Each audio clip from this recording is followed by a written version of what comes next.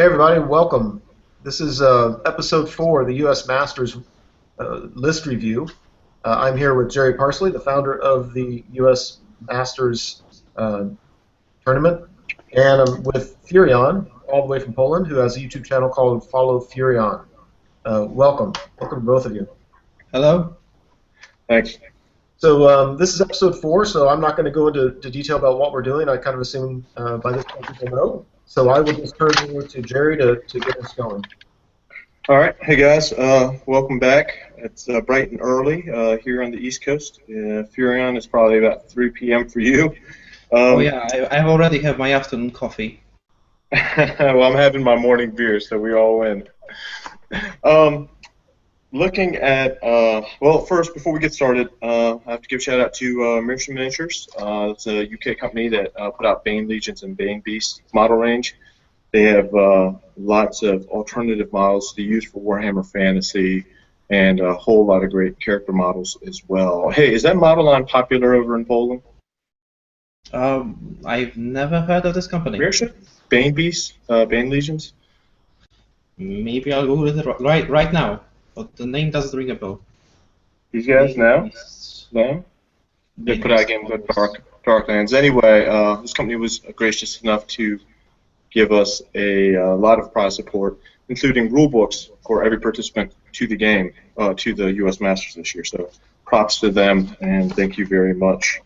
Okay, in short, just for knowledge, the U.S. Masters is using the Swede system, but it's a combination, it's a hybrid system of a couple systems that are prominent in the United States. So it's using Swede for comp. It's using ETC line of sight restrictions with hills impassable in buildings. You can't see through them. And then aside from that, it's mainly uncomped. You don't have a lookout sir for sniper or for the big spells, and you can still 6 dice. So it's a hybrid system. If you want, go ahead and explain a little of your experience with the Swede and other comps, and basically we're playing in a range of 8 to 14, and your thoughts on that, if you could, for us. Okay, I'll keep it very brief. So I'm mainly an ETC player. It's very rare for me to play other game deviations. So if I enter a tournament under the ETC rule set, and I can win every game with a big margin, let's say 1500, 1700, then under Swedish comp, what I would do, I would go for the most filthy list possible and capitalize on this filthy list, because still the average game difference that I make will be well compensated by those 300 points difference by having a stronger list by my opponent. It doesn't come as a factor in my game. This is, of course, my approach to doing the Swedish comp system. Well, I'm happy you said that. I think it's been agreed so far with our media guests that you want a higher comp when faced with opposition that's as good. Now, whether or not the lower comp stronger list can keep up when everyone's of equal skill level will remain to be seen. But to offset that, the max amount of points you can get from the bonus is 600 points or 4 points on the typical 20-0 scale. Now, the objectives in this tournament also equal a max of 4 points. And you can break it down to the primary objective being worth 2, and each secondary being worth roughly, 1 or 600 total victory points. So there are ways for lower comp to catch up to the higher comp, but there's also ways for the higher comp list just to put the entire game away early by securing 1 or 2 objectives and playing keep away and using that terrain to block. That's it about the Swedish comp. Yeah. Okay, so looking at that, let's just talk about the Masters. And I bothered to do a little research yesterday that we didn't get around to because we were tight on time. If you had to guess on an 8 to 14 scale for a composition, and we'll start with you, Once Bitten, where do you think the National Masters average is? I would say the average is a 12. Well, I think any degrees in 1212. Right, like a 12 on the button. Go chat, please. 12.2. 12.2. Okay. What about you, Furion? I would guess it's more about 11.5. Well, actually, in this regard, and maybe it's because you've been on a couple of episodes already, Once Bitten, the average is actually 12.11 for the U.S. Masters. And the different regions play different play styles, and we could kind of go into that. But Furion, you're not really for the brief rundown are the Northeast primarily stick to ETC heavy comp environment. The Mid-Atlantic are medium comp, but they play more Swedish. The Midwest is usually out of the book Warhammer. The West Coast is a pure judge comp, where basically you don't want to say sportsmanship comes into play, but if you bring a really broken list, they can mark you down. And I know the Mountain region also plays no comp. So there's more than a couple regions that have different theories and different play styles, almost like almost separate entire nations, like the ETC in that regard. How I imagine Poland would be a different play style from say Norway or something. You know what I mean? Mm-hmm. Now, provided that entire continent's pretty much unified behind the ETC rule set, I'm sure there's some separations of play style. But just to kind of give it a rundown of the regions and how they did for comp, the lowest comp region turned out to be, on average, the Pacific Northwest with a 10.93 comp average. Mm-hmm. The second lowest turned out to be the South region with 11.7, and the third lowest comp was the Midwest with 11.71. Now, the two regions that are closest to the average were the Mid-Atlantic and the West Coast. They were both 12.2 and 12.22. And the highest three comps, the Mountain region came out ahead with 1306. The Southeast region came out with 12.85, and the Northeast came out with 12.41. So it looks like the newest regions, two of them were really low, and one of them was really high. And I don't know how much of effect that's going to have on their matchups, and basically just on the inexperience of the system, I don't think that those numbers have any value, because what often happens is that a local player with authority within the community figures out how to do the comp, and he does this way with his friends, which he believes is the correct way to approach the tournament given the comp. Right. And then it quickly spreads to the entire region. So for me, it's no surprise that the scores per region basis on comp will be similar. Like, I would expect that if one guy goes from a region says that, okay guys, let's take it to 8 points because this is the best way to win the tournament, and it should quickly spread to the other guys from the same region. Right. Well, in that regard, then, based on what you were saying, the people with around 11.5, the lower comps might have it right. We will know in a week's time. Yeah, well, I guess we'll find out when the tournament starts. But just something fun to mess around with, anyway. All right. Well, I guess let's jump into episode 4, the first round matchup. First matchup of this round would be Ryan Musil. He is an alternate from the Pacific Northwest. To be honest with you, he is unknown on the national level. He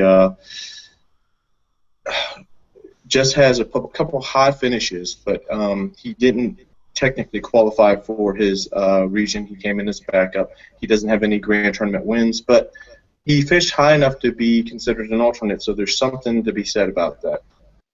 His opponent would be Todd Wyatt. Todd is someone from our region and one of my clubmates. He is the 16, 17-year-old vet. He was going to grand tournaments in 1996. Recently, he's been on a tear with his Skaven. He won a best general in the tournament in June, and he recently won the Mid-Atlantic qualifier tournament to get into the Masters for our region as first place, beating out 9 others. So taking a look at their list, once bitten, would you like to go over Ryan's list and then pass it on to Furion? Absolutely. All right, so Ryan is being led by a Slan Mage, BSB. Focus of Mystery, Becalming Cogitation, Soul of Stone, Harmonic Convergence, Channeling Staff, and the Egg of Quango, which I don't think I've ever heard of. Anybody want to help me out there? Anybody know what the Egg of Quango is?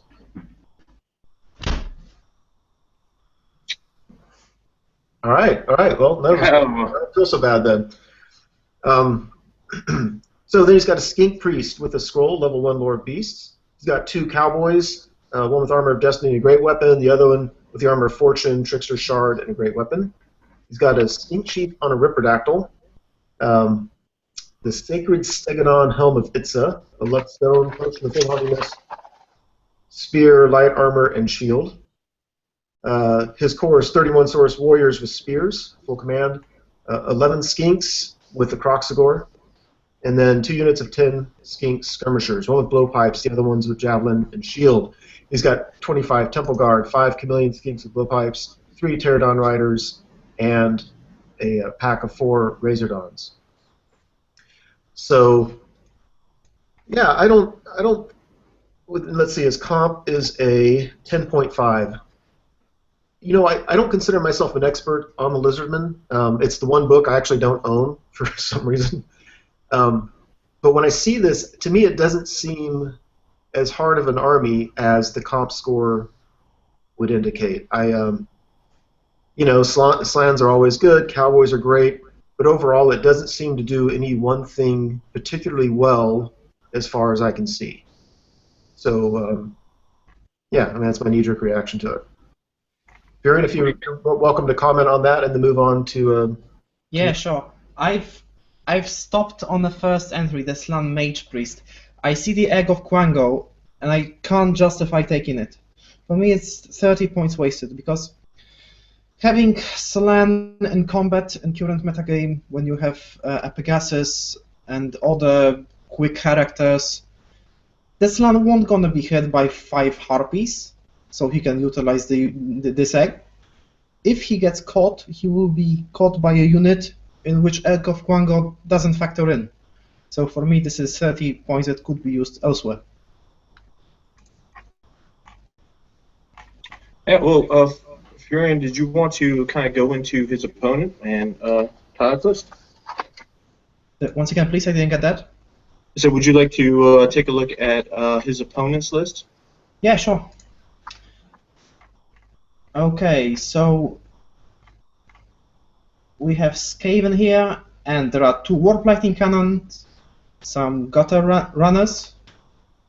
For fight units, we have 40 Storm Vermin with the Razor Banner, some blockers for Slaves and the Giant Rats, some Chiefs with nothing specific. Well, I can see a Chief with the Magic Resistance 3, and the other Chief with Magic Resistance 2. Not sure why one would take those items, since he has only 1 unit worth protecting, the Storm Vermin. 2 Assassins, always nice. One with the Weeping Blade and Potion of Strength, a very solid combo. And for the Lords, we have the Gracier with Earthing Rod, very safe option. And Warlord with Fellblade, very hitty option. This is a solid Skaven roster in my opinion. I kinda see the point sank in those Magic Resistance too. I can't see the use of it, because he has only 1 unit that effectively needs protection, because come on, who cares about slaves? Who cares about slaves? Well, he's got 2 Clan Rat units, or 1 Clan Rat unit, 1 Storm Vermin unit. Oh, who cares about Clan Rats either? Well, maybe one's just added. I don't know. Yeah, asked.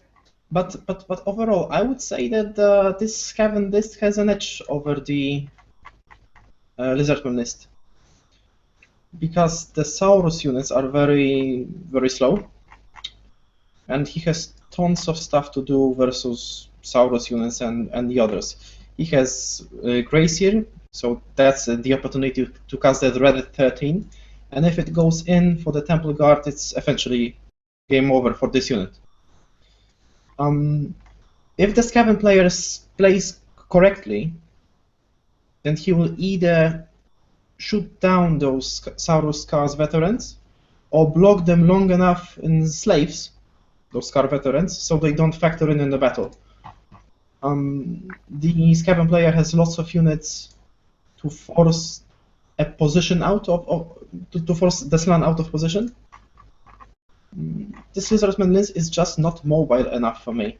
I would love to see some unit of Ripidactyls instead of those Temple Guards, for example. Yeah. What's your thoughts on these two armies? Yeah, I think Todd's list is just. I think it's a really good list, especially for that comp. I think I had. Yeah, so I like it. I like the tools that it has. I think it matches up very, very well against Ryan's Lizardman list. Yeah, I give Todd a 16-4 in this matchup. Well, there is a proof that this matchup is dead even, because one player sank points in Egg of Quango, which is 30 points, and the other sank points in Magic Resistance 2, which is also 30 points. So. So they're both playing 30 points down, is what you're saying. Yeah.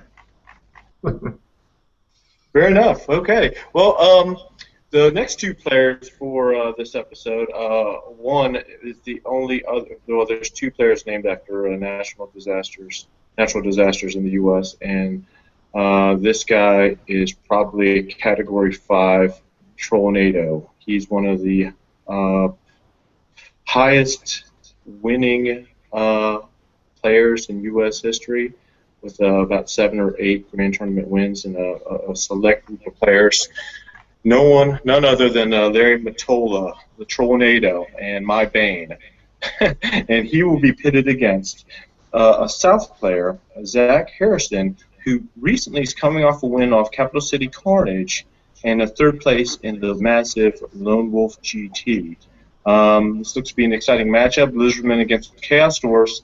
Furion, let's take a look at Larry, ETC captain. What's his list look like, and what do you think? Well, and you can just start from the top and then go through the unit description too for those audience members that are not on the spreadsheet, if you could. Yeah, sure. First of all, let me say something about Larry. There are some things that change in life and some things that don't change in life. For the years, we had this joke about Larry that when he comes to the ETC, when he see his name on the name of the USA ETC team, we already know his roster. Because it was the same roster for like 4 or 5 years straight, nothing really changed. And I was all ready to talk about this roster. And now what I see, and now what I see Lizardman. And when I saw the spreadsheet, I was like, oh, okay, Larry, I'll just skip to the next one. So this is the first time I see this roster. Okay, but anyways, it looks pretty good. For me, it surely is better than the previous Lizardman roster. It has more skins, it is more mobile. Let's see the kit out of the Slann. Banner of Swiftness. Oh, but is it a rule to sink 35 points per player in some useless item? I think it might be. I think they got that from Larry, in fact. He tends to... yeah. So you might right. It's Larry's fault. We'll look for new Masters rules. Instead of Jerry's fault, it's Larry's fault. Okay. We can see the... So where did he sink 30 points in this time? In my opinion, he sank 30 points in Feathertoe Torque. If I remember correctly, it gives 5+ ward save against flying units when fighting when the bearer or the unit he is with fight against flying unit. Is that right? Or is it a reroll to hit? Well, anyway, it's something that protects against flying units. Yeah, yeah. It's not a ward save, I don't think. I think it might be -1 to hit, something like that. But yeah. Well, anyway, in the current metagame, if something fights with Temple Guard, it will be, let's say, a Frostguard Phoenix. It will be a Chimera. So this 5+ ward save won't come to be very, very useful, because those units will still fight with, will try to get rid of the Frostguard or the Chimera for a plethora of turns, and the game would have to last, I don't know, 3 turns, so that those flying monsters don't kill the unit, even with the Feathered or Torque. As to the other units, Skink Chief on a Pterodon, Skink Mage Priest with the Lore of Heavens. Level 2, I don't think that a level 2 is mandatory. So Larry, that's 2 points for you. You already sank 70 points. 2 Scarvets, very correctly built. Yeah, that would be it for this Lizardman roster. So this is a roster for 2,430 points. And competent at 13.4. So nice comp for it. Well, it has to have high comp if you don't play without 70 points, right? So Larry is leading the way for us. All right, I'll go over the Chaos Dwarf list. All right, so the Chaos Dwarves have a Sorcerer Prophet with level 4 Death, Arabian Carpet, Charm Shield, Talisman, and Preservation. Let's see, so under Heroes, he's got a Bull Taruk. I have no idea what that even is. Jerry? That's a Centaur hero. Just a hero? Bull Centaur hero. But yeah, Bull Centaur hero. Bull Centaur hero? Gotcha, thank you. Black Shark Armor, Great Weapon, Trickster Shard, Dragonhelm, Dawnstone. 23 Infernal Guard with Standard Discipline and Naphtha Bombs. 2 units of 20 Hobgoblins with Short Bows. 5 Bull Centaurs, Gleaming Pendant, Great Weapons, 2 Iron Demons, and a Kadai Destroyer. Yeah, so that's an interesting list. So I'm presuming with the Arabian Carpet Sorcerer Prophet, he's just planning on trying to get some Purple Suns down a flank. Yeah, it looks that way. Yeah. Man, these are just there's so little on the table. It's hard for me to evaluate it because the only one I know is your list that I beat so badly. Well, this list is very, very similar. If it makes a difference, I think they collected all their Bull Centaurs into one unit led by a hero, Right. Instead of well, you know, and that aside, you've always got the Destroyer and such. But yeah, go ahead, Ari. Yeah, I mean, it has some reach. Certainly, Kadai itself can just win a game. I don't know, man. I mean, I assume presumably he knows what he's doing. He's been successful with it. I see, you know, if 1 or 2 things fall, it seems to me like the whole army falls apart. But I'm open to feedback on that idea. For me, those Chaos Dwarf lists looks deceivingly strong.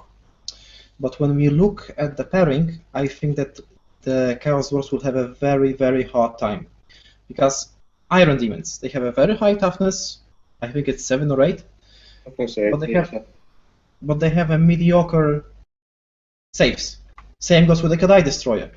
He has a reroll non-magical hits to wound, but it doesn't matter if you're hit by poison. You don't reroll those hits. So the Skinks are really a bane of the Kadai Destroyers, and if Larry plays correctly, I think he can take this matchup really, really high. Because it is up to the Lizardman player to do the damage here. He will be the aggressor, because he can grab those points from the Chaos Dwarf player. Also, this list would be even better if Zachary Harrison didn't decide to sank points in this Arabian Carpet. I absolutely hate this choice. He has flying, but he can't join any units, so he will be dead in plethora of matches very, very fast. Yeah. I think it's worth noticing that Lore of Death is very powerful, not only because of Purple Sun. So, and taking Arabian Carpet improves actually only your Purple Sun. And I think that still having the options to cast Spirit Leech and Curse of Laneth still can win you the game. So this is a very, very risky investment to go with the Arabian Carpet to cast better Purple Sun, which is good in itself, but you sacrifice the defensive options of this Sorcerer's Prophet. Yeah, I will agree. Absolutely agree that the matchup is just really unfortunate for the Chaos Dwarf player.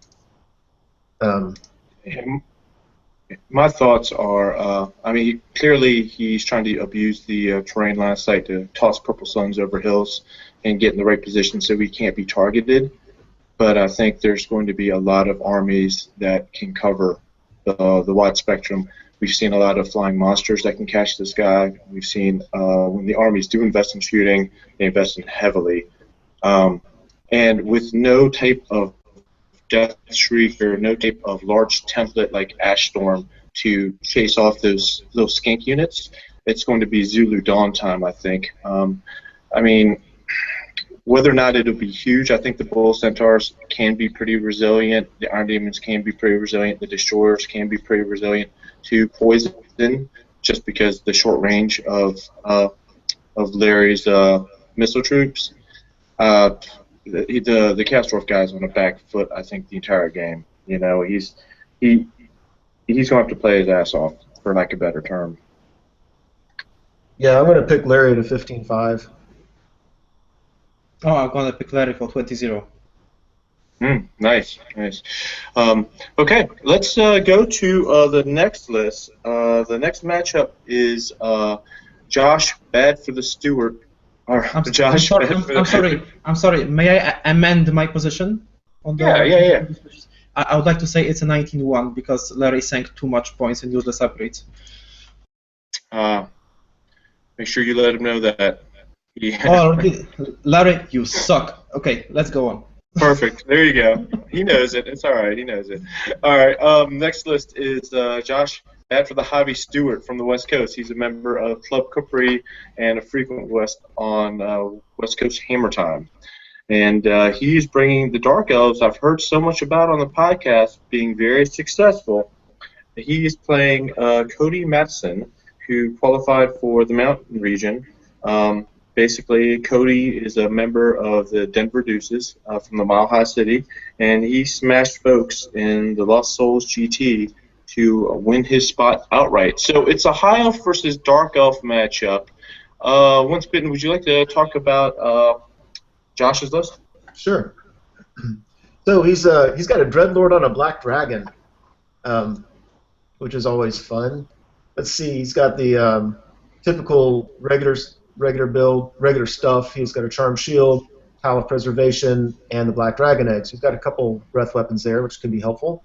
He's got a Death Hag on the Cauldron. With the Obsidian Blade, he's got a Master BSB on a Dark Steed, Cloak of Twilight. He's got a Sorceress on a Dark Steed, level 2, Lord Metal, with the Hex Scroll for the 5th time this tournament. Glad to see it. 2 units of Fast Cav, 28 Witch Elves, with the Razor Standard, 5 Harpies, 2 War Hydras with 2 more flaming attacks, and then 6 Doomfire Warlocks.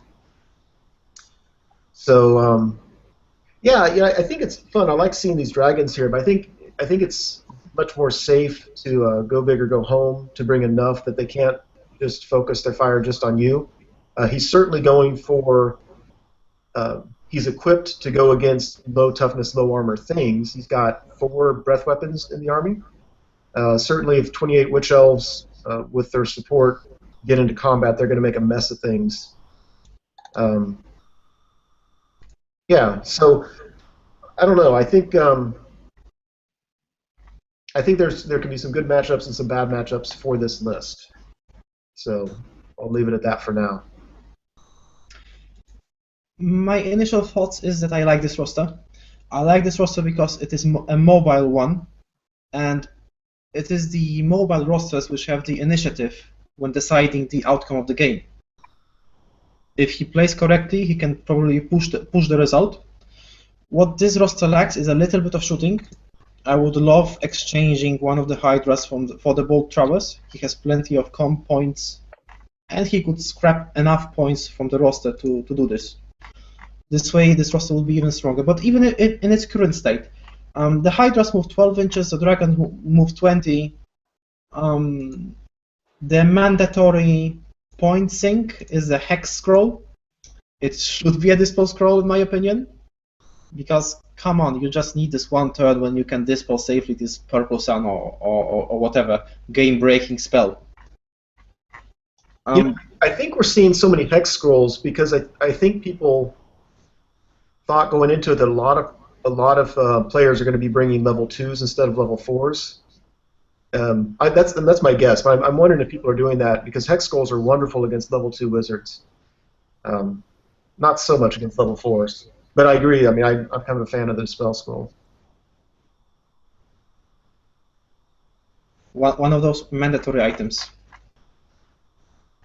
Not much to talk about this this Dark Elf list. You'll have a good times against other elves, against Wood Elves and High Elves, because Hydras are actually kind of hard to shoot down. They have a Strength 5 Breath Weapon, which is great versus Toughness 3.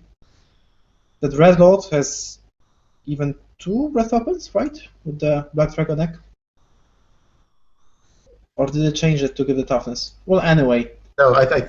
Anyway, he's a guy on Dragon, come on. He has enough toys at his disposal. Okay. What do you think about Cody's High Elves? Cody's High Elves. Oh, he has a dragon as well. And his dragon is way better because he has a banner of the World Dragon with it. Let me just share this roster with you.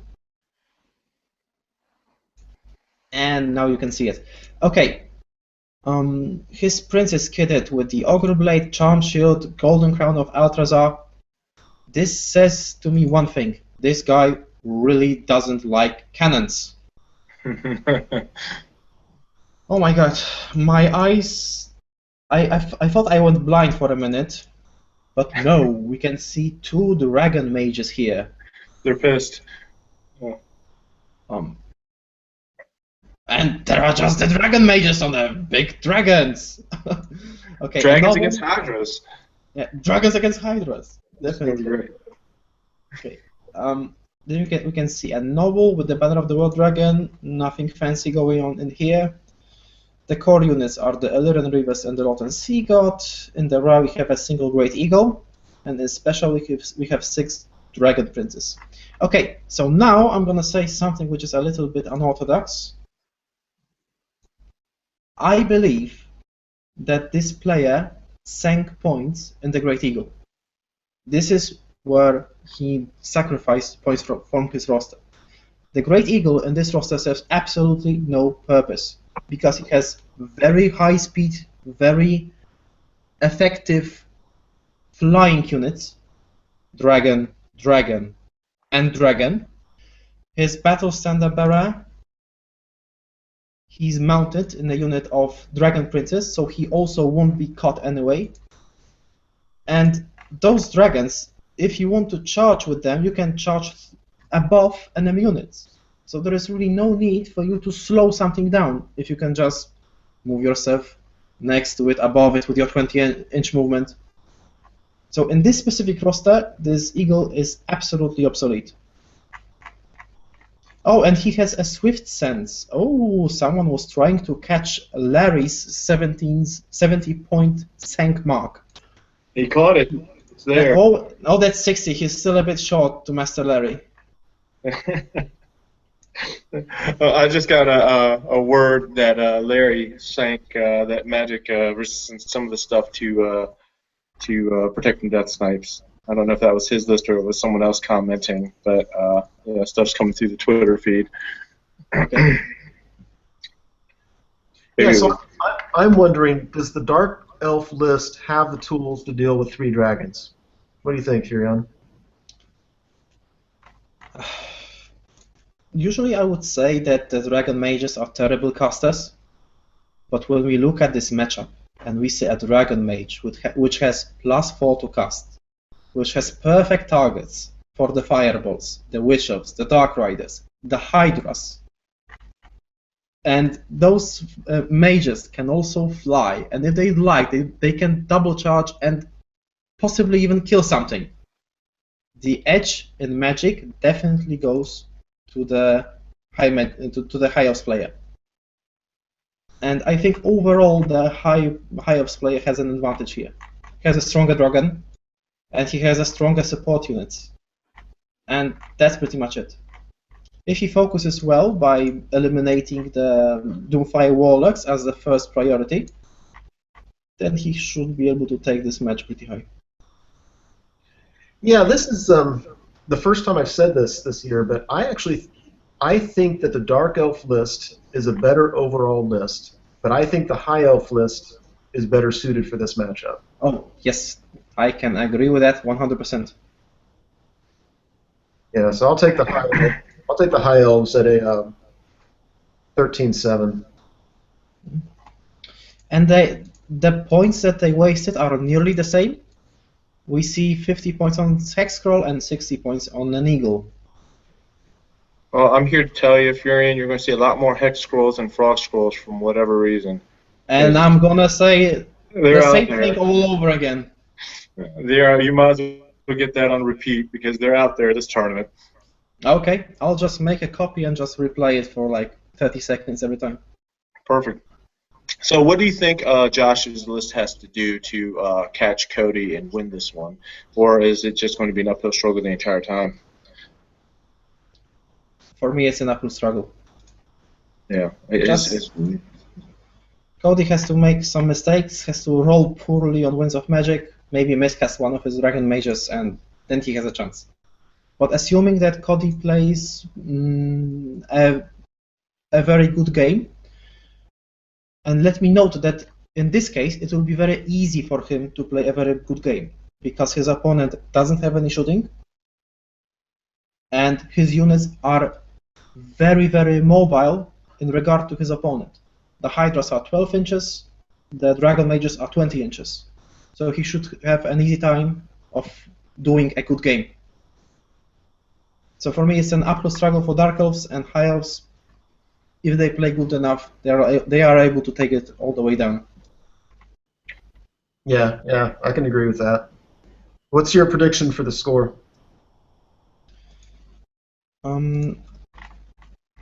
I think that the Dark Elves player won't give up the dragon.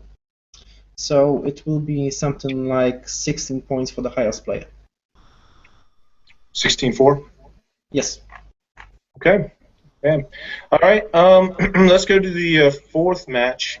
Now this match is unusual. It's Aaron Chapman, a returning Grand Tournament player, longtime top finishers from the South region. We had the first U.S. Masters, and I fully expected this individual and some of the classic Southern players like Jordan Bronze and the like to make an appearance. That said, the year we had the first Masters, all of them were on a hiatus. Anyway, once finding out about the Masters, Chapman came back with the Fury, slaughtered his opponents, and made the Masters. And he's known as Fergil on the Dwarf forums on Bugman's Brewery, and he actually has a list named after him. And he's bringing his trusty dwarfs. And his opponent, I don't know, this could be one of the biggest mismatches we've seen this entire tournament. He possibly has the second highest comp in the entire event, and he's doing it with Tomb Kings. Now, I don't know, maybe there's something that I'm not seeing with this Tomb King list, but John Spetz, he qualified via Feast of Blades. He's also from the longtime tournament vet to the Tomb King player. Once bitten, would you like to go through Aaron's list? Yep. Okay, so I'm hearing an echo, by the way. So you're both wearing headphones, right? Yes, I have headphones. Yep. All right. Well, to the listeners, if there's an echo, I apologize. We're trying to reduce it. So he's led by a Dwarf Lord on the Shield Bearers. He's got Master Rune of Might, Rune of Warding ×3, Rune of Iron ×2. He's got a Thane BSB, the Rune of Groth One Eye, 2 Runesmiths, both with spellbreakers. One has Master into Balance, the other Rune of Stone. 2 units of 12 Quarrelers, 2 units of 12 Thunderers, 2 Cannons, 2 Bolt Throwers, 2 Organ Guns, 12 Iron Drakes. And all those artillery pieces, I would add, have plenty of runes on them. Forging, runes of accuracy, runes of seeking, the whole lot. Yeah, well, you said it. So I was going to go back and just say that, yeah, they're not just sitting there. They're tooled up. So, yeah, I mean, it's a gun line. For me, this list is a proof that Swedish comp can be improved, because this is an extremely bent roster in a single way, and I don't think that such rosters should be allowed at tournaments, because they can skew the results very much. Because he will do very well versus lots of armies, but versus some, I think he will do quite poorly. What name did you give this kind of list? Once again, please? You said this type of list, you gave a name to it, but I couldn't catch it. What do you call this kind of list? Broken, I think. No, it's actually bent in one direction. Like, it has tons of shooting, and by the nature of it, the results of this list will be very polarized. It can do 20-0 versus some lists, and get 0 versus other lists. Yeah. It's not a tournament all-rounder. No, it's really not. What's it going around on the forums recently saying that lists like the dwarves don't necessarily win the big tournaments. Usually, they just keep other people from winning it. Yeah, well, I will say this: the 2 primers coming into it, one in the Northeast, TempleCon, and the one in the Mid-Atlantic, Colonial Carnage, with the same Masters rule sets, were both won by dwarves. Truth be told, I played one of the dwarf guys. I lost 9-11. The Matt Cassidy, who piloted the dwarf army in the Northeast, he beat ETC players like Larry and Jarrett and other strong players as well. So, I mean, obviously against dwarves, you don't run at them. Maybe there might be some leeway with the line of sight restrictions that could possibly hamper the dwarf list. It just, I guess, depends on which table you end up on and how desperate you are for the win. If it's early tournament, you're more likely to take the draw, but if you're around 4 or 5 or 6 and you draw a dwarf list like this, you're effectively you could possibly take yourself out of the tournament by just sitting at it. So it's going to depend on the psyche of the player facing this monstrosity, because it looks like basically a Flames of War list, to be perfectly honest with you. Yeah. There are some kind of lists. 2 things come to mind. Very defensive dwarves, like here, or vampire counts with tons of shrieks. And let's say you are playing on table 5 in game 4, so you have 1 more game to go. And the vampire counts guy goes in the corner. He has 4 shrieks in there. There is no way you can reasonably break this until he rolls 8 low rolls on 2d6 for shrieks. If he does so, you win the game. If he doesn't, you lose the game. So the outcome of the game, pre-game, is like, you can take the secure draw, or you can go for it. But if you go for it, there is an 80% chance that you lose, and only 20% chance that you win. Still, in a singles environment, the correct play for most players is to just go for it, even that you have 20% chance of winning. Because who remembers the guy who was 10th at the event? I like you already, Furion. So basically, he's telling everybody, you run into the dwarves, you push. Now, someone's going to get crucified by the anti-dwarf population out there, but I like good freaking entertainment, so so I can understand why you would push, but that would be bananas. You have a good point, Furion. No one remembers 2nd place, let alone 3rd through 78th.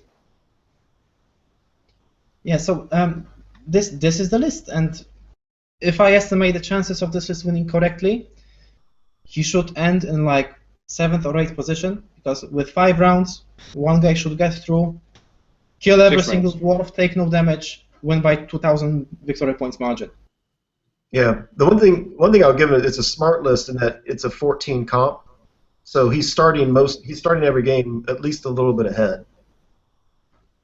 So He also has a couple things working for him. Because Lord Death is so heavily comped in the suite system, the traditional Banes of the Dwarves aren't around in large numbers. Now, that Castorf list we saw before, if he rolls Purple Sun and he doesn't manage to get the spell broken or eaten or whatever the dwarf intends to do and throws it irresistibly, he could just annihilate the dwarf army in one fell swoop. But in that regard, Furion, what are the best lists to take apart dwarfs like this? Because there's a lot of dwarfs in the higher comps. And if you were designing a list in Suite system, not necessarily in another comp system, what would you make sure you have in your list to try to take apart these dwarf lists for the viewers to kind of take note? My point of view is skewed because I do around 150 games per year with High Elves and maybe one game with Other Army. So I am very familiar with how to take this list apart with High Elves. Well, So High Elves, Wood Elves, and Dark Elves all play similar, I would imagine, in some degrees. So maybe any insight you would have would work for some lists like that as well, if you want to share. Yeah, I think that High Elves and Wood Elves would have the best chance of safely winning with this roster. That is, having a more than 60-70% chance that they are able to table it, if played correctly. Okay. Because what's the correct place? Yeah. We must take into account line of sight rules in play. So a Star Dragon should have no problem in hiding itself from the cannons. And when he goes in, there is usually a spot when either you don't give your opponent an optimal shot, that is, it hits on the 2 or 3 results, but let's say you position your dragon between enemy units or so close that he can overshoot you. So if you are able to capitalize on this, your dragon should be able to survive the combat and then just go into the combat. And his highest strength, besides Lords, because it is the offensive player that will choose if he wants to engage the Dwarf Lord or not. So besides that, there is no way to put any wounds on the dragon.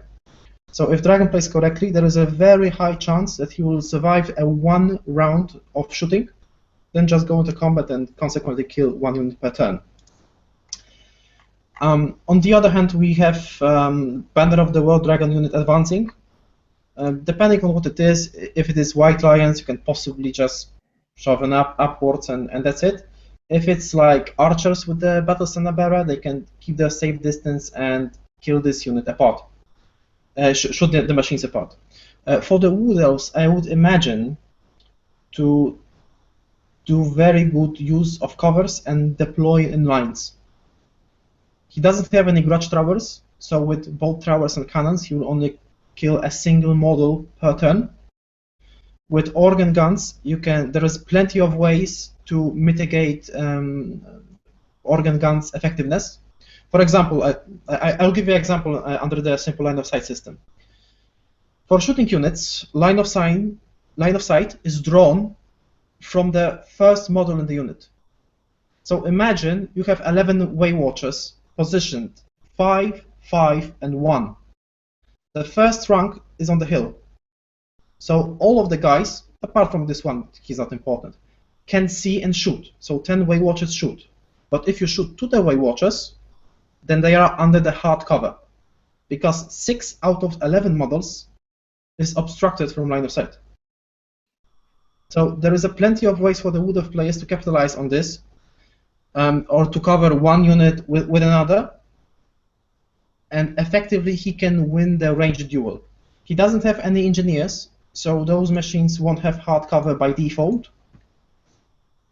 And without Grudge Throwers, I think Wood Elf players can also very safely kill this Wood Elf list, this Dwarf list. All right. Well, what about any other list with dragons? Would they have the same type of success as the Star Dragon, or is it just because the Star Dragon is complemented with Banner of the World Dragon and other tools, like the Dark Elf? Banner of the World Dragon doesn't combo with the Star Dragon in this specific matchup, because you don't need Steadfast here. the Banner of the War Dragon gives you another unit which can Right. push effectively. Yeah, that's So- what I meant, like supplement with additional troops that can assist, so the Star Dragon's not by himself. Well, maybe Star Dragon and a guy on a master on Pegasus with the Cloak of Twilight, and maybe a third guy with Talisman of Preservation. Maybe then they can make enough pressure to break through the dwarves securely. What about Warriors of Chaos with their multiple characters with high ward saves and mobility? With the blasted standard, they definitely can just go and win in 10-4. If they don't have blasted standard, for viewers who don't know what blasted standard is, it halves the strength of incoming missiles. So for cannons, it's strength 5. And remember that cannons don't remove armor saves by default. So your Chaos character usually have a 1+ armor, so he will have a 3+ armor, then a 3+ ward save. So with Blasted Standard, it is very hard to kill a character that's standing inside.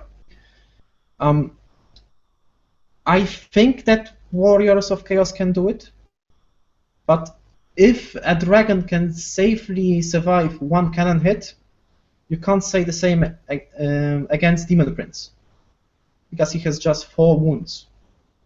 So, if I had to rank those armies in chances of breaking this list securely, because everyone can just shove their units, hope for a bad turn of shooting, and then proceed to killing the dwarves. But if I would like to rank armies that can win this game securely, number 1, I think it's Wood Elves.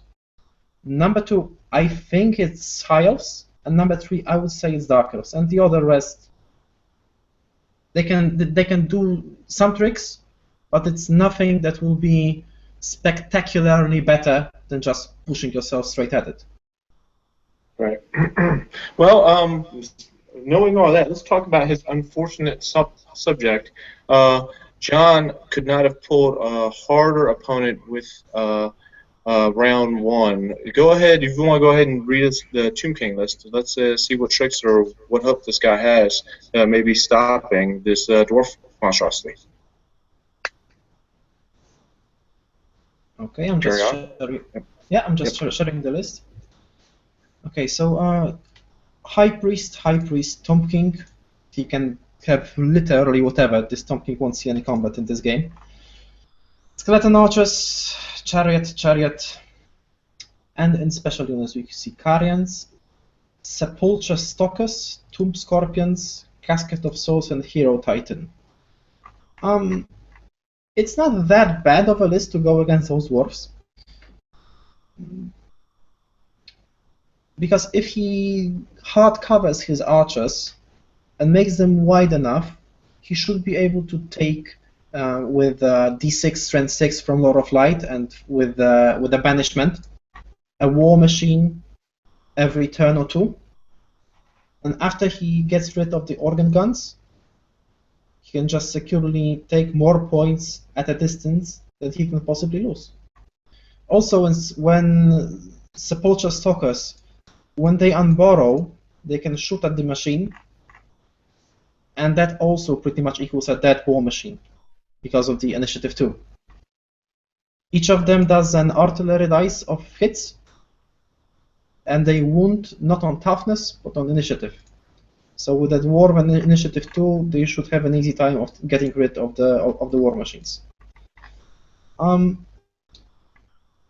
So for this Tomb King list, I imagine that the player will sit back, try to kill one organ gun in advance. The Chariots should be near the board edge. The Carians should be near the board edge. The Hero Titan and Casket of Souls should be near the board edge, because they just won't play. There is no way that those units can effectively make their value by approaching this list. Archers will be in a 2-line, half of them sitting behind a hill, so maybe 30 of them will shoot, but that should be enough to add 10 hits per round. When we combo it up with the mentioned spell from Lord of Light, the Banishment, and the what was the first one called? I can't remember. Not the first one, which does D6 Strength 4 or Strength 6 hits. It should be enough to take the organ guns. And after those are down, I think he has a chance of taking 12 points from this matchup. Hmm. This is a reasonable estimate. If he does everything correctly, and if he gets, if he positions the unborrowing stalkers correctly, and he doesn't misfire them or totally roll 10 and some random direction. Under that circumstances, I think he has a chance. Interesting. Once bitten, what do you think of this matchup? Well, I want some clarification, Furon. Is that your prediction, or are you just saying he has a chance?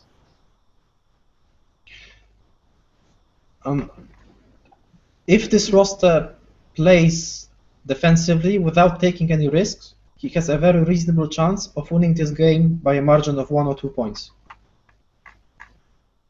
So that's 11 or 12 points. There is no chance for the Tomb Kings to just go and take 20 on those dwarves, as we spoken previously, right? That you can just shove for the dwarves and win it. I don't believe that could happen. But if he does, let's say, all those units which don't have any effective value, the chariots, the Carians, the Casket of Souls, and the Hero Titan near the table edge, outside any line of sight, and just plays with a single skeleton archer block, with Lich High Priests, and with the Sepulchre's Stalkers, then he can safely take 12 points, reasonably. Okay. Yeah, well, so my prediction is the Dwarfs win at 13-7. I think the Tomb Kings player is not going to feed him all his army, but I think the Dwarfs are going to be able to just pick off enough things.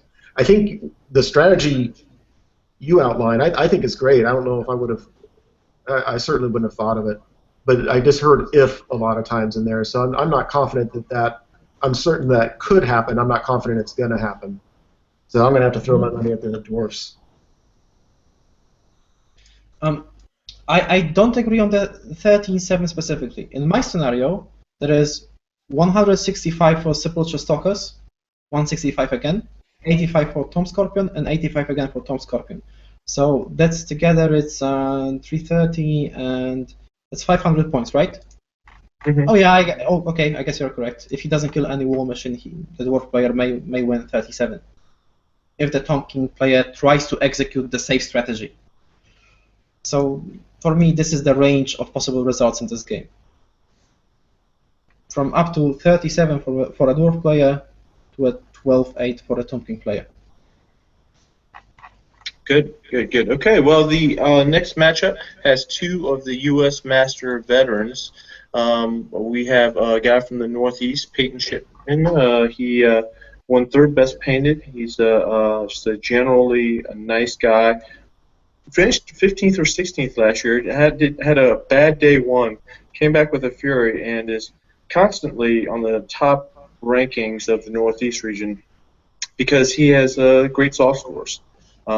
Now, Peyton is drawing the reigning current U.S. Master, Justin Berge, who won the whole shebang last year and is currently the what we like to call the best player in the United States because he's the national champion. And Justin always typically fields the balanced high elf list. So let's see what Peyton's Empire can do against it. Furion, would you like to bring us in on this Empire list? Of course. Okay, so we have a general of the Empire and Templar Grandmaster. A general is on a Griffin, and the Grandmaster has a Rune Fang. This is a pretty good fit. The general is a very cheap economic build. He only has the White Claw, which I think is a magic resistance and 5+ war save, and the Charm Shield. And that ends his list of magic items. Then we have from the heroes 3 Battle Wizards with a light magic, a Master Engineer, and a Battle Standard Bearer on the War Horse with Dawnstone. From core we have 10 archers, I guess that's where the wizards will go, 8 knightly orders and 12 inner circle knights. In special we have 5 demigryph knights, 2 great cannons, and in rare there is a Hellblaster volley gun. Very nice list. under normal rules, I would imagine that one would just simply switch the General of the Empire for Steam Tank,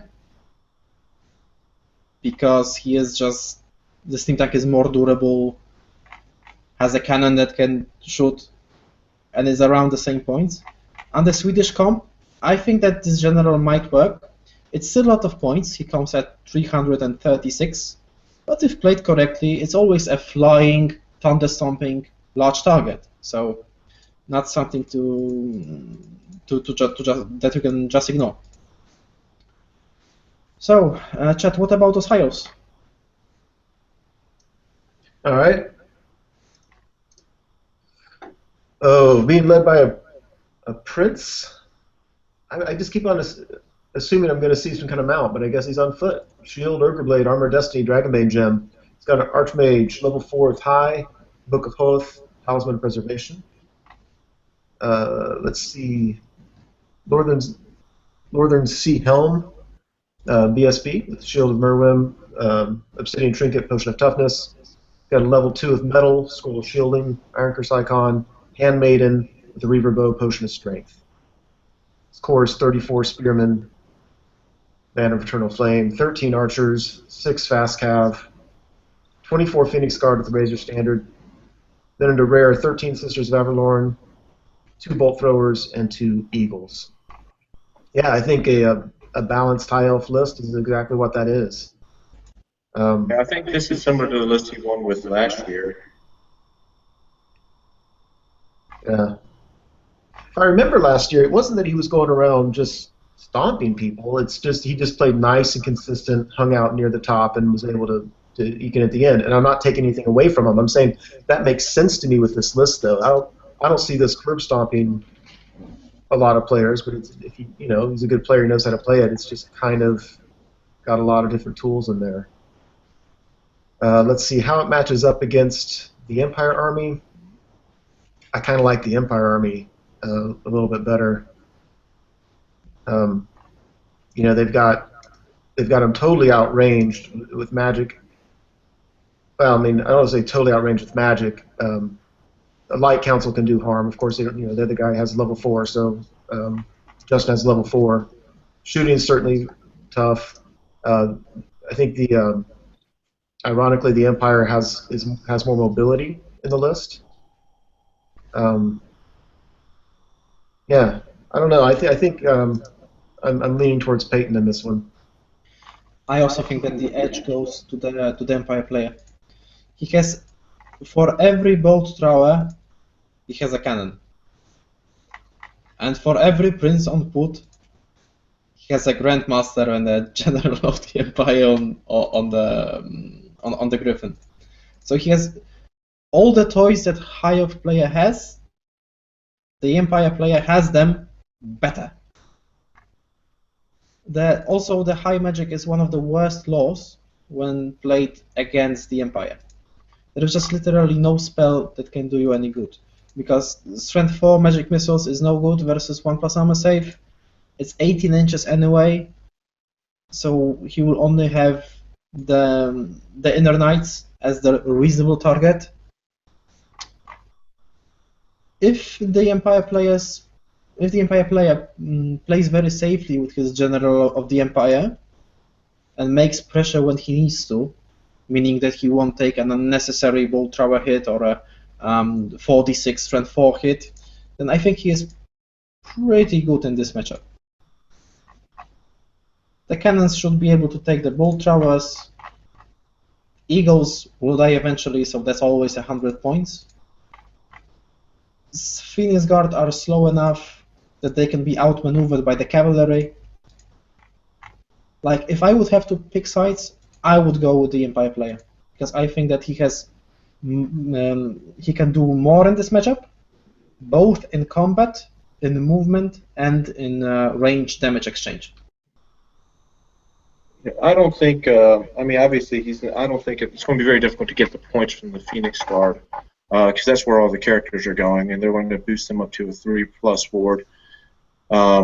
He's got some shooting with the Reaver Bow, the Potion of Strength, maybe to get the points he can, which could help. I mean, if he takes out a cannon early, or maybe if that Griffin sticks his head out. But neither the Demigriffs or the if High Magic is rolling, giving him ward save increases, I think they both lose the grind with the Phoenix Guard. So obviously you just have to avoid those guys. I think. Yes. Yeah. That's right. Try to get the Spearmen. Try to get those points. Okay, what's the prediction then? Does the national champ go down to the kid from the Northeast? What's the score? I have Peyton with a 13-7. I think that's the lower boundary for Peyton. Oh, let's get controversial. Spit it to us. I think it's 15 points. If played correctly, I don't think that the Empire can do less than 15 points in this matchup. Do you think the lure of metal on the second level mage could change the dynamic of the game for the Hiles? I don't really think so. Not enough. I mean, he has to roll 6 dice. He'll be protected from miscast by being in the banner. Well, now there's no banner of the World Dragon, so maybe not. Yeah, that's exactly what I was about to say. There is no banner of the World Dragon, so this mage will go down from miscast eventually. Mr. Peyton has perfect magic protection because he has a Dispel Scroll and a Scroll of Shielding. So he can very reliably dispel at least 2 Searing Dooms on his units. And this battle will go like this. 1 Searing Doom will not meet the casting value. Second will be Dispel Scrolled. Third will be diced down with his own dice. Fourth will be used Scroll of Shielding, and by turn 5-6, the Inner Circle Knights have chopped their way through the Eagles and are fighting with something juicy. I like it. All right. Well, Justin goes down round 1. It seems like it's going to be actually an entertaining match. Let's go into the 6th match up for episode 4. We've got the first guy, Robbie King. He qualified in the South via points. His highest finish was 3rd place at the Bayou Battles, and he's mainly known as being an outstanding painter.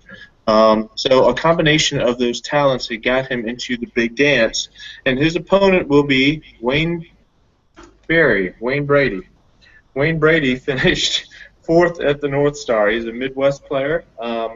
He got in as an alternate for the North Star event, and Wayne seems to be rocking out with this ogre list.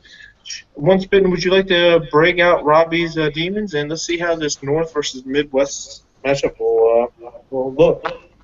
Yeah, sure. So he's got a Keeper of Secrets with Greater Gift, Lesser Gift. Let's see, 2 pink horror units, both 11, 23 Plague Bearers. Blood Crushers with a Standard Bearer, Musician Champ, Banner Swiftness, 4 of them. 4 Screamers, 4 Beasts of Nurgle, 5 Slaanesh Furies. Got a Skull Cannon, a Burning Chariot, and a Soul Grinder. Top score is 11. Yeah, I think I find myself saying this quite a bit.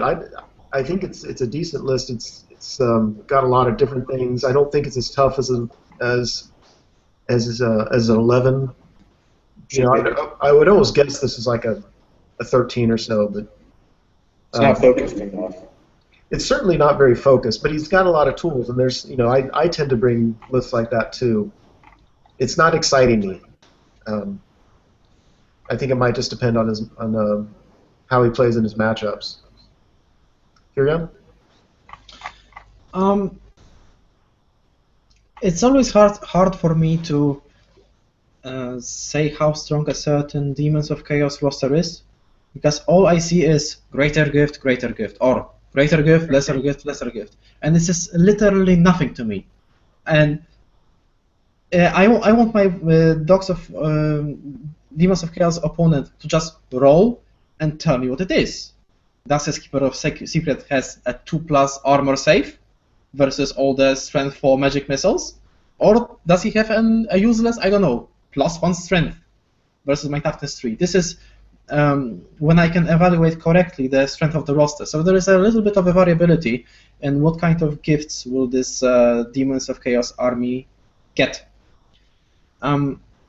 Judging he gets very bad gifts, I don't think this is a strong roster compared to the ones we've seen already. I think that every roster we've seen already has some kind of mechanic or gimmick to get points from this roster.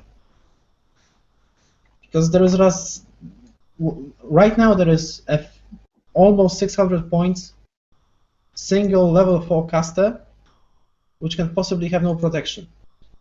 So that means he will go down either to a cannon or to a tons of, I don't know, Tomb King bows.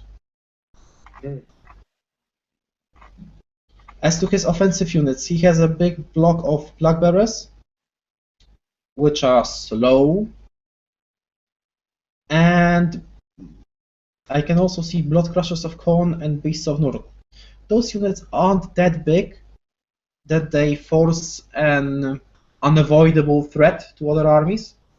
4 Beasts of Nurg is different from 6 Beasts of Nurg. I think with 4 Beasts of Nurg, every army has some kind of tactic to deal with them. Same goes with the Blood Crushers. Well, it's 2,500 points, but I just don't see the value paid for those points. And also the comp is kind of low. It's definitely my least favorite roster during the entire Master Series that I reviewed. All right. Well, what's he playing, Furion? Let's see how he matches up against the opponent. He's playing versus Barry Wayne. Let me just show you the roster. Wayne Barry. Wayne Barry. That's last name first. Okay. That's a Slaughtermaster with Lord of Greatmaw. Not so great versus demons. 2 Firebellies. That's perfect versus demons.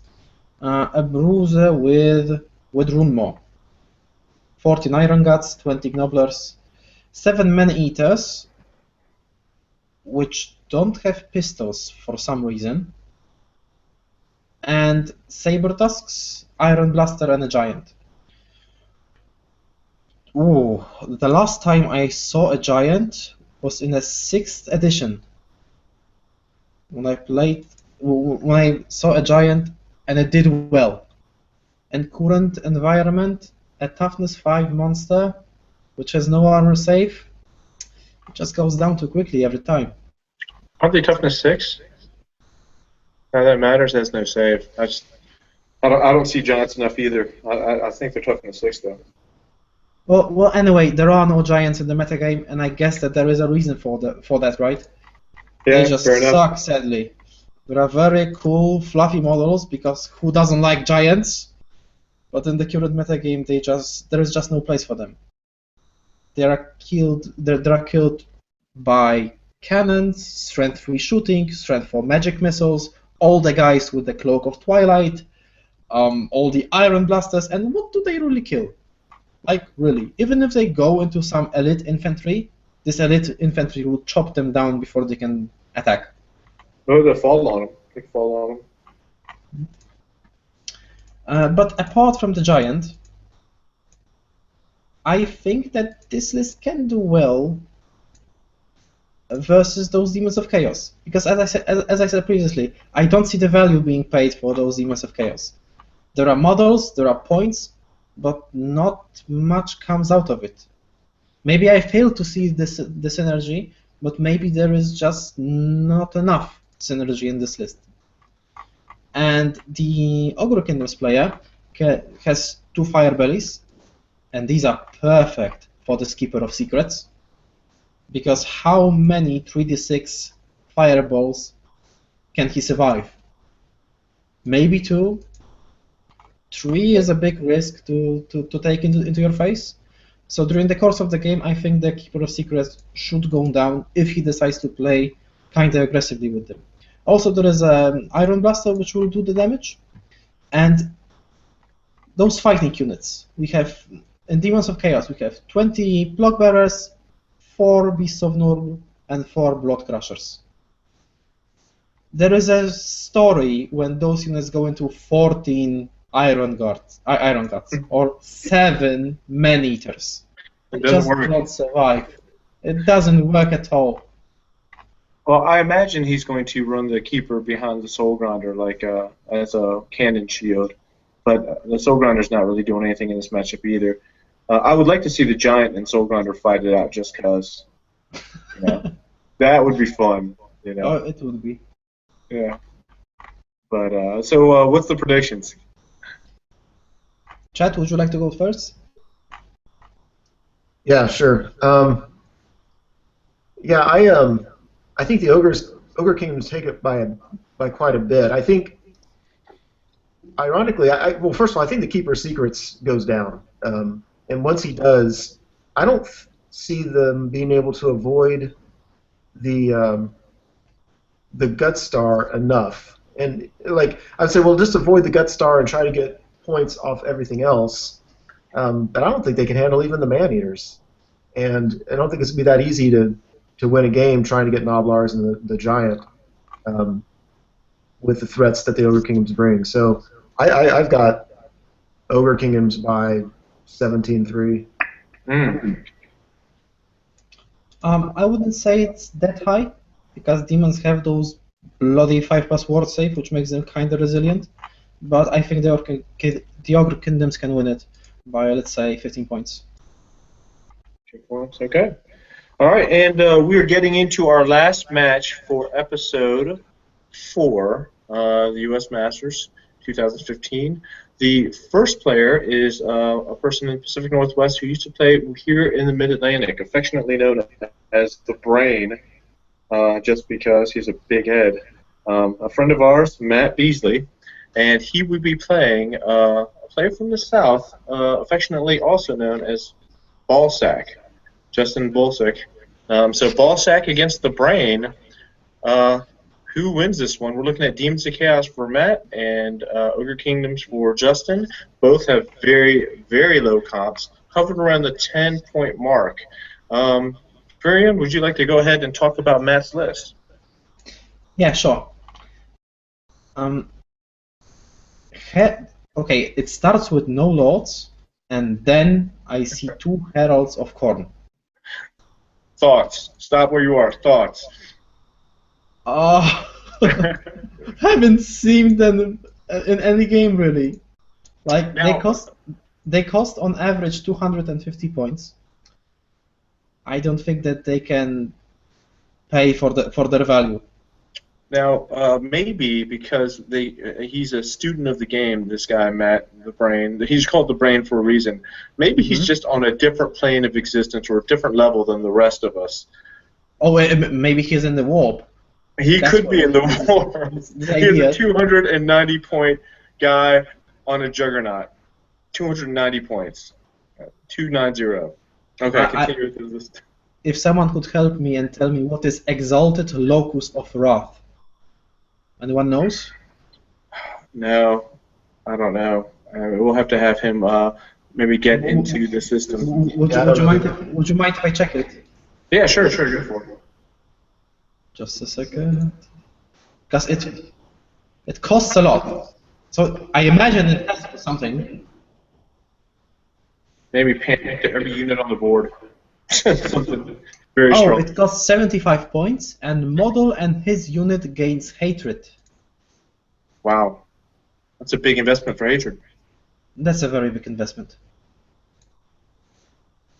All right, let's go through the rest of his list. Sorry to cut you off there. I just Yeah, like sure. a chance to pick it, Matt, when I get the opportunity. Okay, the non-controversial part is 2 Heralds of Siege with Lord of Metal, both on level 2. In core we have Horus and Bloodletters. In special we have a single beast, 5 Furies, 5 Screamers and 4 Flamers. And in the rare, oh, here comes the juice. You can see a Soul Grinder and 2 Skull Cannons. So who do you give Hatred to in this roster? Those maybe a cannon. He's in the warp. No one knows, to be perfectly honest with you. Well, for me, in this roster, there could be only 2 Skull Cannons, a Soul Grinder, 2 Heralds of Tzeentch, and a unit of Horrors of Tzeentch for the Lookout, sir. And we can throw out all the rest, and it will still do fine. Because of this 2 Skull Cannons. So I think that the two Skull Cannons are very, very strong. Mobile cannon with a ward save, which can regenerate wounds while killing chaff, is really, really good. I think it would be more beneficial to just swap those 500 points worth of Heralds of Khornes for some real units. Like, let's say, a big unit of Beasts or a big unit of, I don't know, even those Skullcrusher guys. Because in the end of the day, these are the guys with armor save on, I don't know, like something like 3 wounds and toughness 4 or 5. Nothing spectacular. If you switch it for the unit, you get more wounds with very reasonable saves, and they can pump up definitely more damage and are more durable. These are 500 points that we are talking about. So apart from this Herald of Khornes, I still think it's a strong roster because of the 2 Skull Cannons and the Soul Grinder. So that would be my take. That would be my take on this list.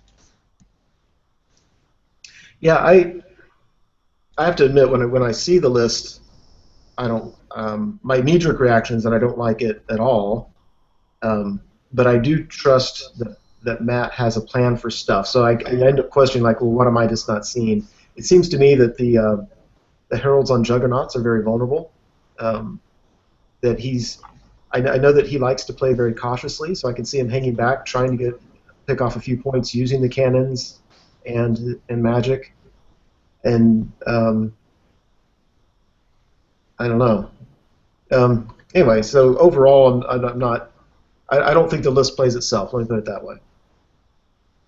All right. Well, who is he match up against, Justin? He's going to go against Justin. So Justin has a Slaughtermaster, Talisman, and Endurance. Gret's Sickle, Anchor's Icon, level 4 Heavens. He's got a Bruiser BSB, Sword of Anti-Heroes, Charm Shield, Dragonbane Gem, Potion of Speed, Lookout Noblar. He's got a Butcher with Maul, level 2, Great Weapon Scroll, 2 units of 7 Iron Guts, 1 with the Standard Discipline, 2 units of 10 Noblars, 2 units of 5 Lead Belchers, 2 Iron Blasters, and a Thunder Tusk. I don't. Let's see. And this is competent at 10. I think this is for a 10. I don't think this is a very powerful list. It's the artillery on both sides. Yeah, that's the problem. I think that Matt's going to have against this list is he's got 2 Skull Cannons, but it's against 2 Iron Blasters, who can also move and shoot and they get a reroll and all that. The problem is, I don't like. It's so funny. 7 Iron Guts I now consider to be a small unit. Yeah. But going last. I don't know. Let me think. I just don't like either list. Neither list matches my style. I think, knowing how cagey Matt can be, the ogres might have a real hard time trying to find ways to get points off of them. Lead Belchers and Iron Blasters being the obvious exceptions. I don't know. For now, I'm gonna call this one a draw. For the Ogre Kingdoms, there is only a few things I don't like in this list. I don't like the lack of Saber Tusks. I think they are the best redirectors in the game. They cost only 21 points each, and they should have a place in, I think, almost every roster, this one included.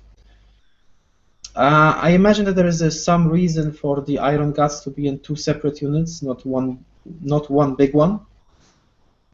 But 7 seems a little bit too small for me. Other than that, there is a double the Iron Blaster, and as previously, double the Iron Blaster with level 4 on Lords of Heavens. This is just strong in itself. It can win very big range of matches by itself. It has a very high range, and it can play safely and deal damage from the distance. So in that regard, this list is very, very strong. As to the matchup versus those demons, I think it's a coin toss on who gets to shoot each other cannons first, who manages to kill each other's cannons first, because this person would have a high advantage through the rest of the game. If they roll poorly on artillery dice, they'll misfire or not roll enough to do the damage, then this can very well end in a draw. But the person who kills each other's skull cannons or iron blasters first, then they will be able to capitalize on this advantage and take it possibly to the 17-18 points. But if we can see some misfires or ward save on the skull cannons, then it can just go, okay, so now I move my skull cannon and shoot you. Now I move my Iron Blaster and shoot you. And nothing happened. And nothing happened. And turn 6. And we shake hands. And game ended. And that's Well, the real question is, does the Herald on Juggernaut be the difference in this game? Well, I was going to say yeah, because he'll give up his points to Iron Blasters. Is the BSB, the 290-point Jugger hero, going to just change the entire dynamic? Is he going to crush this ogre list? If I can see a use for this Herald of Khorne on the Juggernaut, because We gotta give him a name. Furion, give him a name. The Herald needs a name. The Herald needs a name. The He first, needs a name. yeah, he's a Timmy, and the more Tim. Tim the blood guy. No, Yeah, no, that guy. Timmy. He's a small Herald of Khorne boy. So innocent, bright-eyed and bushy-tailed. Yes, it is. And the one filled with hatred is Jimmy. So what I would do, I would just push with 2 skull cannons, and at the same time, I would try to destroy the Iron Blasters with Timmy and Jimmy. Because what this does is that it forces attention to be given to those 2 unloved boys, Timmy and Jimmy. Yes. So he will have to cast his spells on them or shoot with lead birches on them, and sometimes he will even have to shoot with the Iron Blaster to those guys to get rid of them. Because if they go to the Iron Blaster, they have a high chance of killing it. And what the Demons of Chaos players accomplish by this? When he plays like that, he accomplishes that even if he loses Herald of Khorne, he buys more time for himself to get rid of the Iron Blasters with his skull cannons. And if he loses both of his Heralds of Khorne and kills in the process both of the Iron Blasters, he's still ahead if he does that early enough in the game.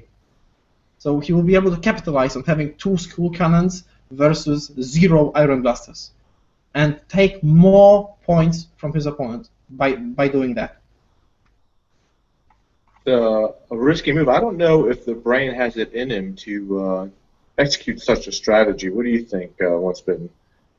He may not. He likes to be cagey and crafty and hang back, and being aggressive like that is not in his nature. But he's almost certainly listening to this, so he might change his approach. Well, I certainly think Timmy and Jimmy, you gotta get those guys in there, man. Yeah, yeah. So I heard, Furion, that you predicted it'll be either an 18-2 for the ogres, a draw, or an 18-2 for the demons. And I don't think that's a very good prediction. So I'd like to hear a little more decisiveness on your part. Decisiveness. Oh, it's hard to be decisive with the cannons because they have a very, very high variance. So it can really go. It's not like, let's say, with a bolt thrower when you can shoot 6 times, so you have more times. So the result is more predictable. That you'll get between, let's say hitting on 4+, between 2 and 4 hits. Over 80% of results fall between the range of 2 and 4 hits on 6 dice when shooting with a bolt thrower. With a cannon, you just have a single dice, and the initial roll you can't reroll that. So there is some variance involved. Also, there is a variance in who gets the first turn. It will also be a factor. If I had to decide, I would just go for the easy way out, say it's a 10-10, because they will both be equally unlucky. All right, looks like we're both on a 10-10 draw. Wow, talk about indecisive. I will say this: I think they have similar amount of drops too. 1, 2, 3, 4, 5, 6, 7, 8, 9, 10, 10 to 11 drops. So yeah, it's going to be a coin flip. All right, well, guys, that concludes episode 4 of the U.S. Masters first round coverage. Furion, you have any final thoughts on this? And I guess the next time we'll be seeing you is both on your channel and at the ETC, where you guys dropped the ball the last round. Good job. That's correct. Yeah. Was it you? Are you going to take the responsibility? Like most good team leaders accept the blame for the failures. Oh, but I wasn't a team leader. Well, I was just at the ETC doing my job of what a way cutting to skate everyone's out. head for What? 100 points, and that's it. What a way to skate out, you know. You don't see Timmy and Jimmy skating out of their responsibility of being that ogre-less, do you? Nope. Oh, okay. We're going to put that one solely on them. A closing word on Masters, if I may. Yeah. I think that the differences between each list are overall low enough to be safe to say that it doesn't really matter what score any list has. It's all down to how a player will play the list, how will he play the matchup, and the best player will win in the end of the day. Yeah. So, like Justin Berge won last year. Fair enough. Final thoughts on the list. Let's do something completely different as opposed to the other episodes. What is the list you like the least of the ones we reviewed, of the 14 we reviewed this morning or this afternoon?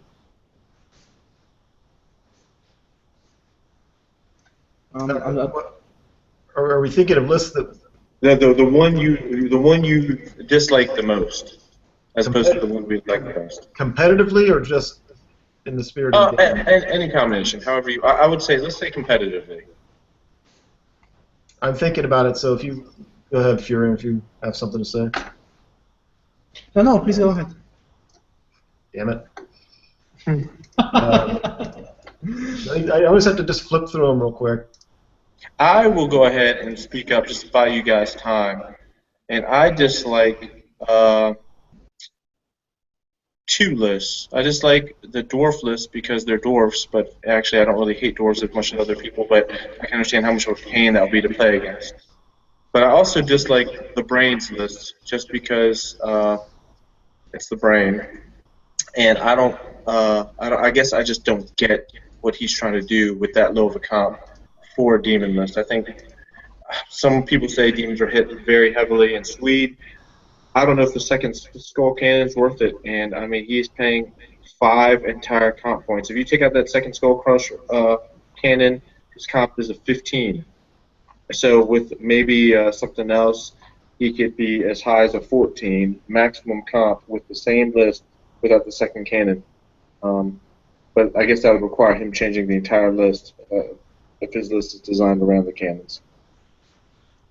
Well, I hate just to copy you, but I have to. Mine would be the same because I don't like the dwarf list because it doesn't make for a tactical game, but I think it can win. I actually really trust Matt's decision making on stuff like this, but I don't like his list. I don't like his list much at all. But you know what? He'll probably win the whole damn tournament with it. So. Yeah, well, he'll use his telepathy to brainwash his opponents. Furion? Oh yeah. I'm looking at those lists, and to be honest, I don't really like any of them. Like there are few that I can accept as being good, well-written lists, but overall, I'm not a fan of any of the lists. I dislike them all equally. Okay, well, is it? How familiar are you with the Swede system? Well, there is something that I can't accept, like the Giants or the Egg of Quango or the double magic resistance stuff in the list. And for me, regardless of the comp system, I know Swedish comp a little bit, but I just don't see those. I see those choices as a mistakes in list building, in my opinion. Or this high elf list with 3 dragons and an eagle to redirect. I don't know what exactly. The Lizardman has this Egg of Quango, then there is a Skaven with the double magic resistance, then there's Larry Motola list. Oh, this list is so bad, I don't like it at all. And Matola, that guy. Yeah, that guy, the Sorcerer's Prophet. I don't think the Arabian Carpet is worth the points. Josh list. Can I poke it somewhere? Oh yes, of course I can. He has a hex scroll instead of a dispel scroll. Then there is Matt's Chapman Aaron dwarves. Oh, we've talked about it plenty. Tokens are actually kind of fine. Okay, well, which is the least bad list for you? Least bad. The least bad. Still, considering the things that I consider mistakes, the Skaven list is very strong. Oh, good.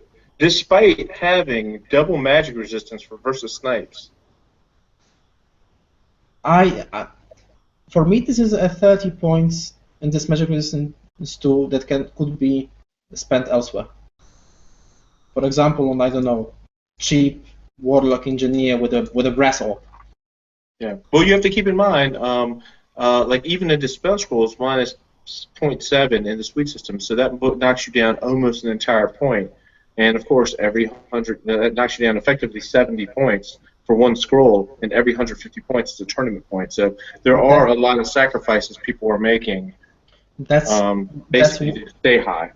That's well within my approach to this tournament. As I said, I would go for the 8 points. So when I see a point on the Skaven list as 10.4, I would still go for dropping the magic resistance 2 and just getting the brass orb there. Very nice. Very nice. So Skaven list is your favorite of the bunch. Now I would say yeah. All we had, one final question that came from Twitter, and you would probably be the best person to answer this. Rumor is the Polish team built the Northeast players list like on a regular basis for tournaments. Is this a true or false statement? Oh, it's true. That's all I had to hear. They have to learn from the best. Come on. Well, then why are they contacting the Swedes? We just had David from the Swedish team tell us Alex never listens to him on Friday's podcast. Oh, come on. Oh, okay. I'm gonna rant on Alex a little bit. Alex is an attention whore. Yeah.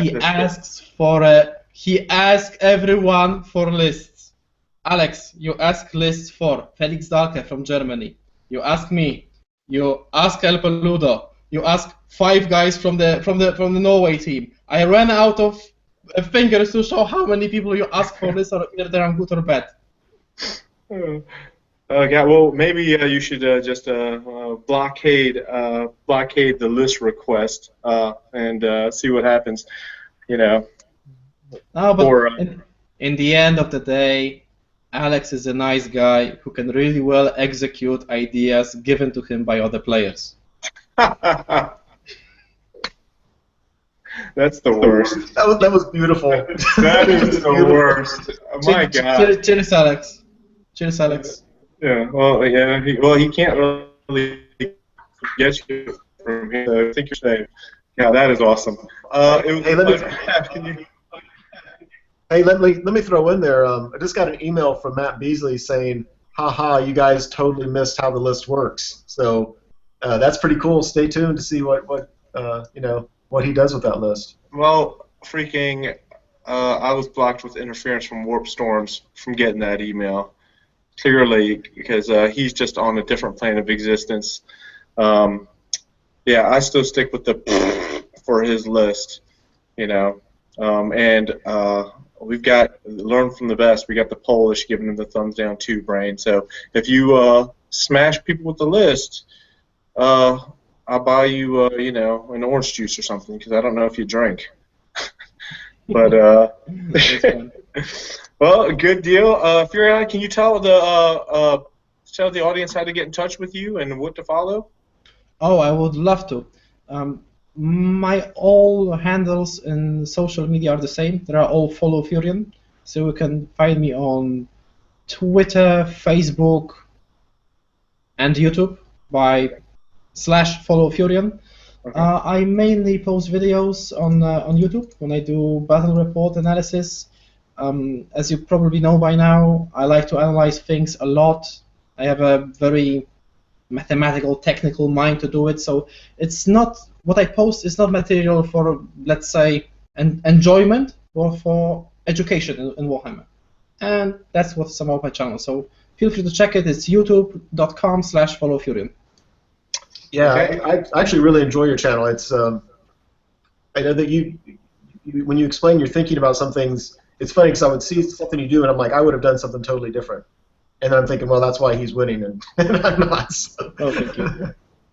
What's like? Are you posting a lot of videos? I know for a while it's been like a month or two before we saw updates. What's going on with that, Furion? Are you going to give the audience more? I would love to, but I have some real life errands that I need to tend to. So I sacrifice as much free time on the channel as I can reasonably spare. Also, there is when creating this content in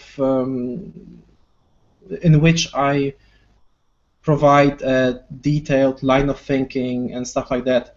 First of all, it takes more time to prepare such content, and also English is not my native language, so it also increases the amount of time that I need to put in. So that's why this is taking so long.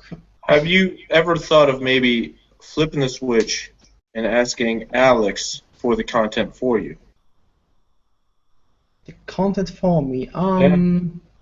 For list construction, analyst.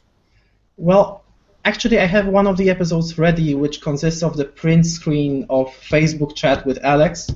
That the episode will be called Alex Crying Out Loud, and it will be half the screen will be his questions and how he cries, and half the screen will be of him dancing all the time.